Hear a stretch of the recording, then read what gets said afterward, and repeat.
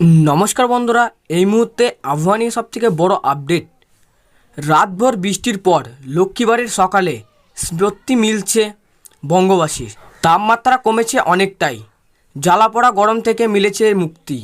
আজ বৃহস্পতিবার বিকেলেও দুর্যোগ মেঘ বাংলার আকাশে। বিকেলের পর থেকেই ঝড় বৃষ্টির সম্ভাবনা জেলায় জেলায়। জেনে নিন ভিজবে কোন কোন জেলা। লক্ষ্মীবারের দিনভর কেমন থাকবে বাংলার আকাশ।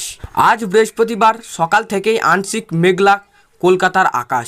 লক্ষ্মীবারে কলকাতার সর্বোচ্চ তাপমাত্রা 35 ডিগ্রির আশেপাশে ঘোরাফেরা করবে। সর্বনিম্ন তাপমাত্রা 22 ডিগ্রি সেলসিয়াস। গতকাল বুধবার যা ছিল 27.7 ডিগ্রি সেলসিয়াস। আগামীকাল অর্থাৎ শুক্রবার পর্যন্ত বঙ্গে তাপমাত্রা একরকমই থাকবে বলে জানিয়েছে আবহাওয়া দপ্তর।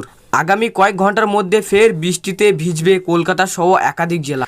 24 পরগনা, নদিয়া, পশ্চিম মেদিনীপুর, ঝাড়গ্রাম এবং মুর্শিদাবাদে ভারী বৃষ্টির পূর্বাভাস রয়েছে। বৃষ্টির সঙ্গে বইতে পারে দমকা ঝোড়ো বাতাস।